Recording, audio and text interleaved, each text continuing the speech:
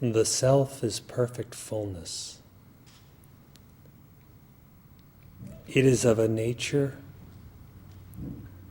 of bliss that cannot be conceived and cannot be limited. It is of the nature of being, which cannot be formed and cannot be divided. It is of the nature of consciousness, which cannot be interrupted and cannot be objectified.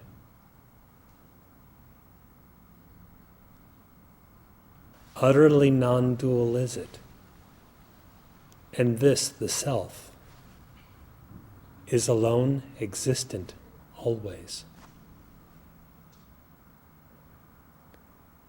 Duality, in the shape of the idea of something other existing, is only imagination. Duality consists only of ignorance. Ignorance is its cause. Ignorance is its substance.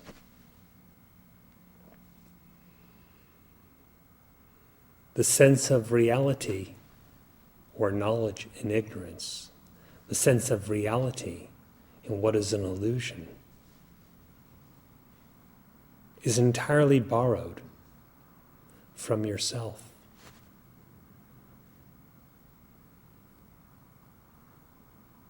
The thought of something is an illusion, is just ignorance, and has a seeming reality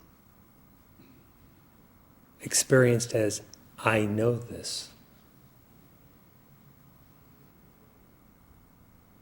The this part and the limited sense of I is an illusion. The knowing is borrowed from consciousness. So that consciousness plus the objectified notion comes out as the experience, I know this.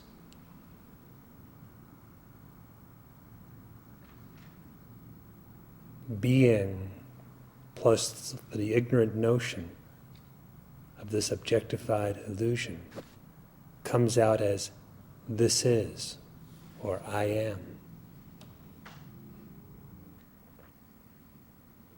But being itself never becomes dual. Consciousness itself never becomes dual.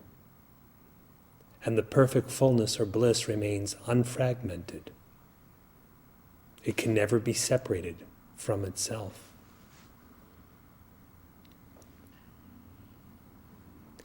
It is such dualistic illusion or ignorance that is manifesting as the misidentification with the body, with the mind, and of course as the individual entity who has a body or mind, or an ego.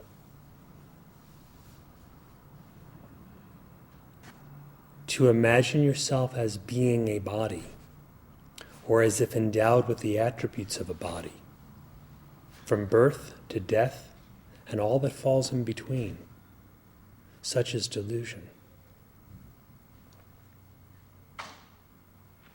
To imagine that what you think, the thoughts constituting the mind, is what you are, or that you're in them somehow, is delusion, dualistic delusion. The idea that you exist as an individual entity or an ego, some kind of separated individual, is the very epitome of dualistic delusion.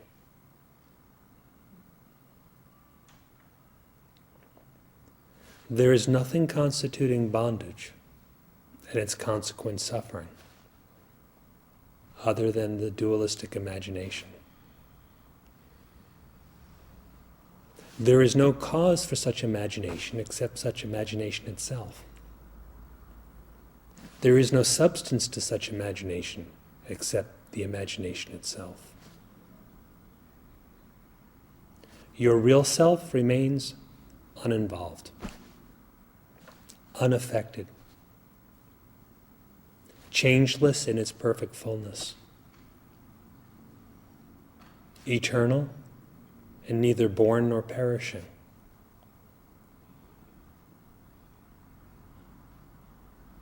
When illusion or dualism, the idea that there is something other, that you are something other than the self, seems to prevail, then is the time for inquiry.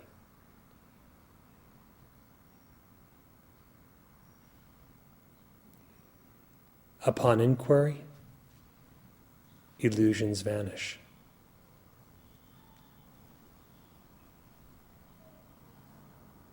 What never actually was,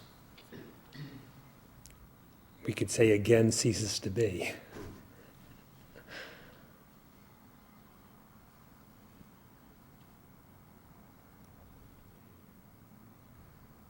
Inquire to know who you are, as the Maharshi has instructed.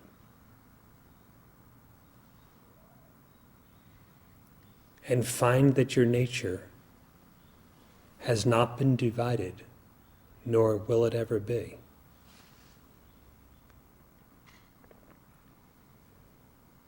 The fact is that you can never become other than what the self is.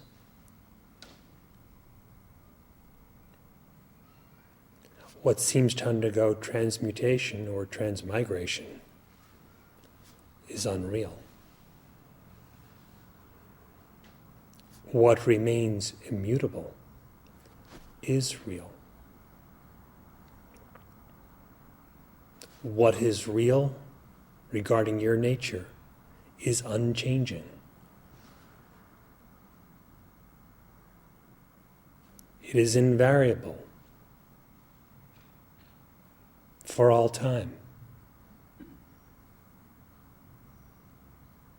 Even time ceases, but it does not cease.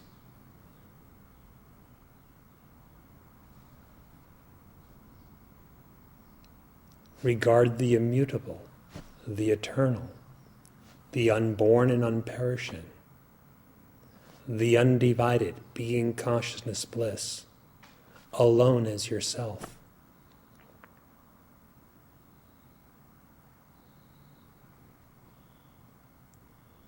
Such abidance in a state of identity with the self alone is rightly called knowledge.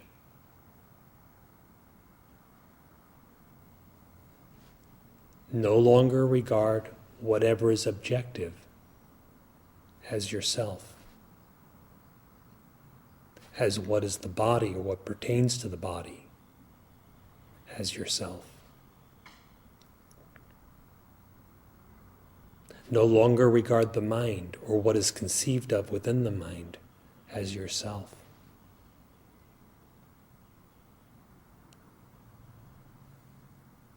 Abandon utterly the false assumption of individuality by realizing it is only that and nothing else.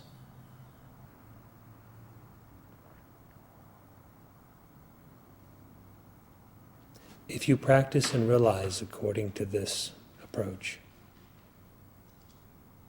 the innate perfect fullness is found to be ever existent, without anything else whatsoever.